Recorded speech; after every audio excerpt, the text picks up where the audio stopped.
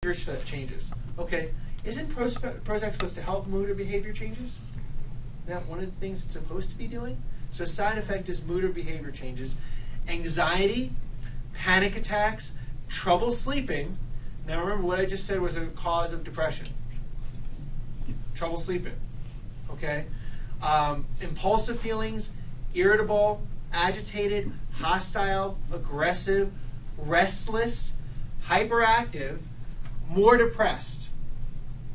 Yeah, I said that. That's what they have listed as a side effect. It'd be nice if they had a medication for all those side effects. I mean, it's an antidepressant, but a side effect is being more depressed. Thoughts about suicide or hurting yourself. So now let's think about that. Would you rather do that, or would you rather stand in front of a mirror with your shoulders back and grinning ear to ear for 20 minutes a day, deep breathing? You tell me, and taking some fish oil in high dosages. There's no side effects with fish oil.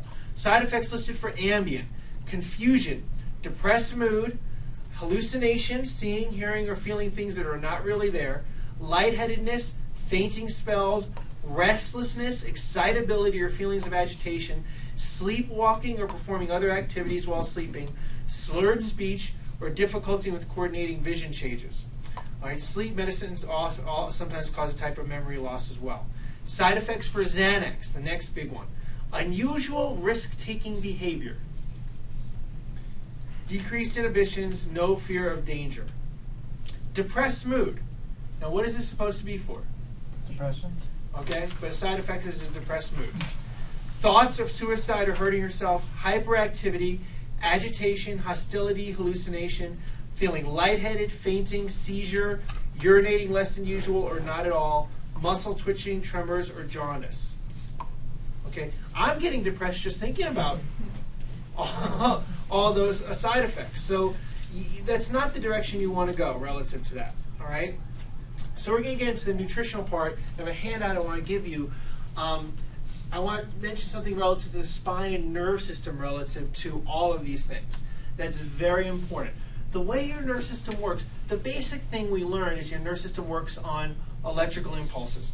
They're actually finding out that maybe that not only electrical impulses, but actually sonic waves are going through the nerve system, and that's actually maybe more important in terms of the communication than electricity. Okay, than the electrical signals, that sonic waves are going through your nerve system. However, a neurological principle that's key to nerve system functioning in just about everything is a principle of entrainment. Basically, for your body to develop a nerve pathway to do something or to focus on something, it has to entrain multiple nerve fibers to fire a certain way. Entrain means a number of different things going in the same rhythm, okay? Like a number of pendulum clocks all going at the same vibration, okay, the same rate. That's entrainment. So what happens for you to learn how to drive a car, entrainment has to happen. At first, when you do that, it takes a lot of concentration. You can barely do it. It takes a lot of focus. That's why you have a lot of lessons, okay? And then later on, you could do it with one finger. I'm not saying to do that, but you can do it. You could just drive the whole car and make a turn and go on a highway with one finger, because your body's learned to very efficiently and easily entrain muscle activity to do a particular learned function. All right? For you to write with a pencil, that takes entrainment. A pathway has to develop, and you have to entrain muscle fibers to learn how to draw an A or whatever. Same thing with attention deficit. What happens for you to put your focus on something, your nerve system has to entrain to be able to focus on one particular thing and block out all the other things around you. So, for example, for you to be in a room of crowded people at a party and hear one conversation, you have to focus, and it's called entrainment, your hearing on one particular conversation, one particular sound vibration in the room. That's how your nerve system works. And you do that at the expense of paying attention to everything else. People that have attention deficit cannot do that. People that have memory loss have trouble entraining to memories. They can't focus on their particular memories. Same thing with depression. They can't focus on the positive things in their life and in their well-being. It all comes down to their body being able to entrain appropriately, their nerve system being able to do that. when people have spinal subluxations, the reason why very frequently they have changes in those conditions is there's spinal subluxations interfere with your nerve system's ability to communicate and the ability for your nerve system to entrain different functions. So sometimes, like, we have people that come in that have trouble walking or standing, they have significant neurological conditions, and then they can stand straighter, or they have regained some use of part of their arm or their leg. It's not because there's a magical adjustment that we can do for their arm or their leg or whatever it is, but their nerve system is slowly improving its ability to entrain function and to do motor activity. And because their nerve system has less interference and more clear function. There was actually a study done, and this is the only study that I know of in any healing art that was done relative to this. It was done with network care, because we know that's a factor in network care.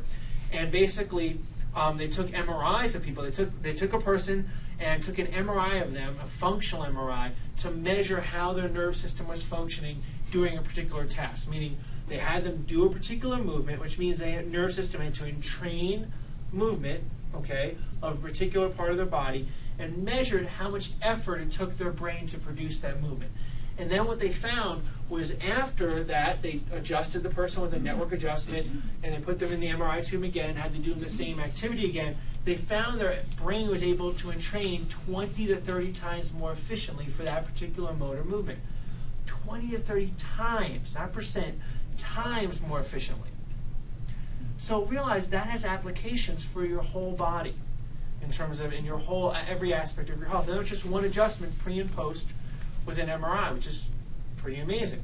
So understand, when we tell people your adjustment saves your life, changes your life till the next time, it's because you're leaving here with your nerve system queued up 20 to 30 times more efficiently, you know, at that point, which is pretty astounding thing to be able to clearly say that that's actually what's happening, you know, in a documented way.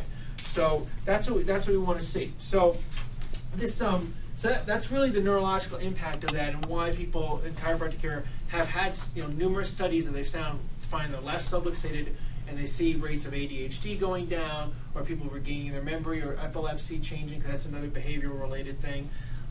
What I'd like to do is pass these around, because we're going to need those. Actually, if you guys can just pass them back for me, that'd be awesome. And we're going to go through this chart, and these are very specific nutritional things and nutritional suggestions, pretty detailed, that I want to go over. And what I want you to do when you get this is actually turn to the second page. It's in the reverse order. The first page, it says depression, Alzheimer's, memory loss. Just ignore that for right now. We'll get to it. And go to the second page. And in the upper left-hand side, okay, there's a paragraph that we're going to read through on the upper left-hand side. And that actual paragraph is from a book called Nutrition in the Mind by Gary Knowles. And it talks about these particular conditions relative to nutrition. So if people want to learn more about this topic, this is a great resource, Gary Knowles, Nutrition in the Mind. So this particular paragraph, then I remove the offending agents such as chemicals or candida or yeast-inducing foods or drugs. He's talking about his protocol for helping people with detoxification in these areas. We have to clarify and clean up their environment and their diets. Environment is a huge factor. The environment today is a lot different than it was 50 years ago, and it's a lot different than it was 100 years ago. You know, you are getting exposed to environmental toxins, which are, again, a huge factor with all of these particular conditions. I'll give an example, because this is a very good example for me, because I grew up in New York City, and I remember this happening all the time. If you have a bus go by you, and it spurts out black smoke, okay, and that 60 seconds or 30 seconds that that bus went by you, you got exposed to more free radicals in that 60 seconds than your ancestors did in their whole lifetime. Okay, so think about how many times things like that might have happened to you, or maybe how many times you've smelled like jet fuel or something, you know, just walking around, because we, you know, planes fly overhead. So for depression, I use tyrosine. For depression, I use tyrosine. Tyrosine is an amino acid where they think of